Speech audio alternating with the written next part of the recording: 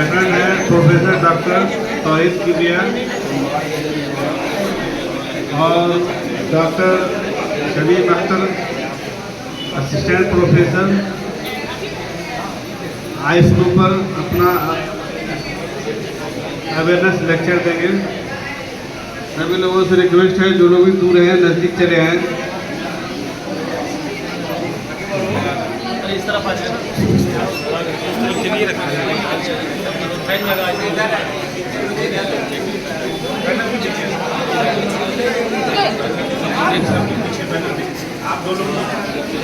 मैं doctor Mohammad Shabib Akhtar assistant professor degree college. आज मैं आपको आई फ्लू, कंजंक्टिवाइटिस या पिंक आई के बारे में बताऊंगा कि पिंक आई किसे कहते हैं, इसके क्या क्या असबाब हैं और इसमें किस तरह की अलामत और निशानियां मिलती हैं, इससे हम और आप किस तरह से बच सकते हैं और आवाम में इसके ताल्लुक से कौन कौन सी गलत फहमियाँ पाई जाती हैं। मोहतरम दोस्तों, आप अगर अखबार वगैरह पढ़ते होंगे तो आपके इल्म में ये बात होगी, हिंदुस्तान अखबार के मुताबिक 31 जुलाई की जो खबर है, 16 तारीख की जो खबर है, उसमें 31 जुलाई तक की रिपोर्ट दिया हुआ है। पूरे देश में लगभग 80,000 आई फ्लू के केसेस आए हैं और हमारे इस बिहार में 26-27 जुलाई को सबसे ज़्यादा आई फ्लू के केसेस नोट किए गए हैं। इस वक्त ये मुल्क के मुख्तलिफ शहरों में फैला हुआ है। दिल्ली, वेस्ट बंगाल और हमारा ये बिहार, इन तीनों मकामात पर आई फ्लू काफ़ी तादाद में फैला हुआ है।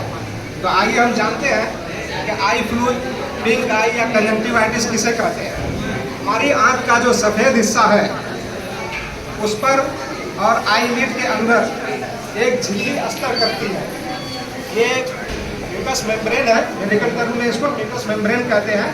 जब इसके अंदर इन्फ्लामेशन हो जाता है या जब इसमें सूजन आ जाती है तो इसे मेडिकल टर्म में कंजंक्टिवाइटिस या यूनानी में इल्तिहाबे चश्म, आशुबे चश्म वगैरह के नाम से इसको मौसूम करते हैं। अगर इसके असबाब की बात करें तो इस आंखों में लाली आने या सुर्खी आने के बहुत सारे असबाब हैं। मॉडर्न मेडिसिन के मुताबिक अभी जो आई फ्लू फैला हुआ है, इसका सबसे अहम सबब या most common cause adeno virus है। दूसरे वायरस की वजह से भी ये बीमारी फैलती है, जैसे herpes simplex virus, varicella zoster virus. इन वायरसेस के नतीजे में भी आंखों में इन्फ्लामेशन और आंखों में लाली और सुर्खी आ जाती है। बैक्टीरियल कंजंक्टिवाइटिस भी हुआ करता है, जिसका सबब स्टेफाइलोकोकस, स्ट्रेप्टोकोकस नामी बैक्टीरिया हुआ करते हैं। ये एलर्जी के नतीजे में भी इन्फ्लामेशन, आंखों में इन्फ्लामेशन, आंखों में सूजन और लाली आ जाती है। जैसे पोलन ग्रेन है या केमिकल्स वगैरह है, या बच्चों में अगर जो आंसू की नाली है वो अगर बंद हो जाए तो उसके नतीजे में भी आंखों में सुर्खी पैदा हो जाती है। और भी बहुत सारे असबाब हैं जिसके नतीजे में हमारी आंखें लाल हो जाती हैं और आंखों में दर्द होने लगता है। इसकी अलामत और निशानियों के बारे में अगर हम बात करें, साइन सिम्टम्स के बारे में अगर बात करें तो इसमें आंखों में सबसे पहले जो सुर्खी होती है, लाली आ जाती है, आंखें लाल हो जाती हैं और आंखों में दर्द होता है और आंखों से वाटरी डिस्चार्ज या म्यूकोपुरुलेंट डिस्चार्ज निकलने लगता है, यानी गलीज किस्म का जर्द रंग का मवाद निकलने लगता है। इसके साथ साथ आंखों में इरिटेशन, चुभन और रोशनी की तरफ देखने में तकलीफ महसूस होती है, जिसको सेंसिटिविटी टू लाइट कहते हैं। और 10% मरीजों में इलाज अगर ठीक से नहीं होता है या इन्फेक्शन बहुत ज़्यादा सीवियर है तो ब्लरी विजन भी हो सकता है, उसको देखने में दिक्कत भी हो सकती है। तो ये अलामत और निशानियाँ आई फ्लू की पाई जाती हैं। जो आई फ्लू के मरीज़ हॉस्पिटल में या डॉक्टर्स के कंसल्ट में आते हैं तो वो इस तरह के अलामत उनके अंदर पाई जाती हैं। अब सवाल पैदा होता है कि हम और आप इससे कैसे बचें। इस सवाल का जवाब देने से पहले मैं थोड़ा यूनानी के ताल्लुक से आपको बता दूं कि यूनानी में भी आशुबे चश्म रमद के ताल्लुक से लंबी तफसील मौजूद है। उसके इलाज मुआवजे के ताल्लुक से हमारे अतिब्बा ने खासी बहस की है। जमहूर अतिब्बा, जिसमें शेखुर रईस बू अली सीना भी शामिल है, उनके मुताबिक जो भी गर्म हो या बारिद हो, रमद चाहे गर्म हो या बारिद हो, रमद हार हो या रमद बारिद, शेखुर रईस बू अली सीना और जमहूर अतिब्बा ने उसको जो है रमद हकीकी के ज़िम्न में बयान किया है। और जो मामूली सुर्खी किसी दूसरे सबब से आ जाती है जिसमें वरम नहीं होता है, उसको तकद्दुर के नाम से या रमद मजाजी के नाम से हमारी किताबों में तफसील से इसके बारे में लिखा हुआ। जालिनूस ने हिल्द के एतबार से इसकी 4 किस्में बयान की है, रमद दमी, रमद सफरावी, और इसी को उन्होंने रमद हार का नाम दिया है। और रमद बलगमी और रमद सौदावी को रमद बारिद के नाम से मौसूम किया है। रमद की और भी दूसरी किस्में हैं, जैसे रमद नजली, रमद शिरकी, रमद सुजाकी वगैरह वगैरह।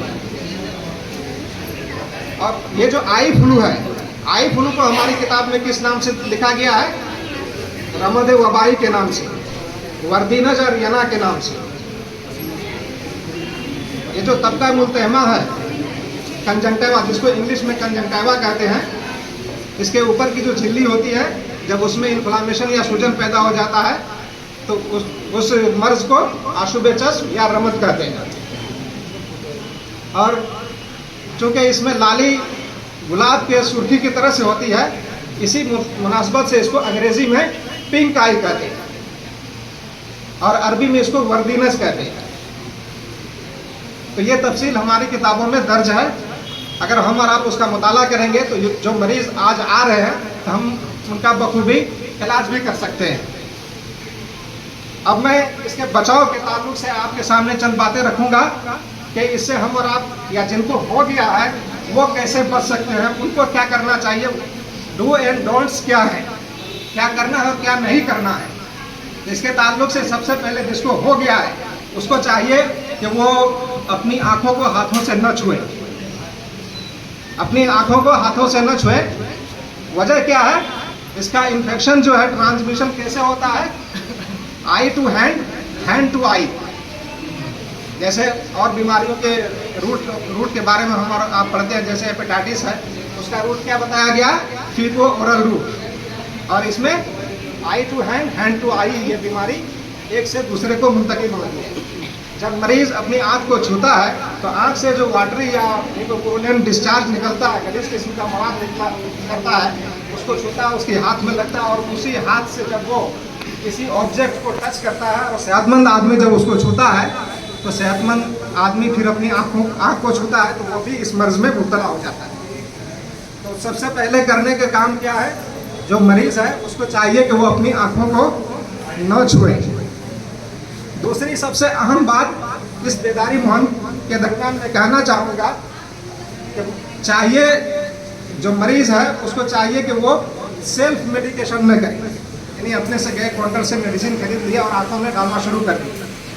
आँखें हमारे और आपके लिए, सबके लिए इंतहाई कीमती ऑर्गन है, इसीलिए कहा जाता है आँखें हैं तो जहान है। कहावत बहुत मशहूर है, आँखें हैं तो जहान है। तो आप सेल्फ मेडिकेशन न करें। जब आपको ये मर्ज हो जाता है तो आप डॉक्टर से कंसल्ट करके फिर दवा का इस्तेमाल करें और डॉक्टर की हिदायत पर अमल करें। अगर आप इन बातों पर अमल करेंगे, ये आई फ्लू से आपको न नुकसान होगा और न दूसरे लोग इसमें इन्वॉल्व होंगे।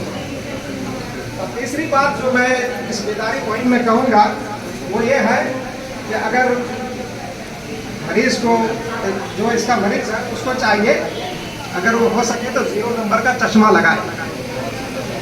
बाज़ लोग काला चश्मा लगाते हैं, वो भी अच्छी बात है, वो भी आँख और हाथ के दरमियान एक बैरियर का काम करता है, और जब रोशनी में जाते हैं या रोशनी की तरफ देखते हैं तो देखने में तकलीफ नहीं होती, कंफर्टेबल फील होता है और पर्सनालिटी भी डैशिंग हो जाती है, देखने में लुक भी बहुत अच्छा लगता है। बहुत सारे लोग लगा करके अपने आप को डी कंपनी का भी समझने लगते हैं। तो काला चश्मा भी लगा सकते हैं और 0 नंबर का चश्मा भी लगा सकते हैं, जो हाथ और आंख के दरमियान बैरियर का काम करेगा।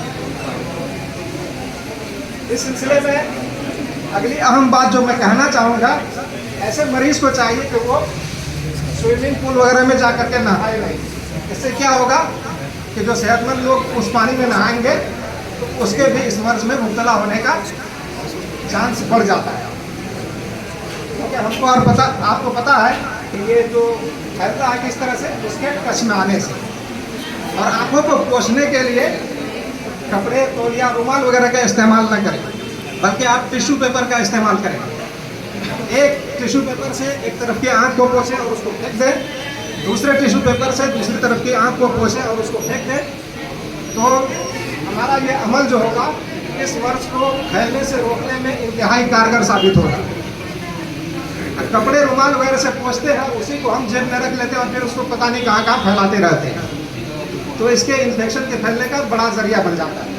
यानी मरीज की जितनी इस्तेमाल की चीज़ें हैं, जैसे मेडिकल टर्म में फोमाइड्स कहते हैं, उनके इस्तेमाल से सेहतमंद लोगों को बचना चाहिए।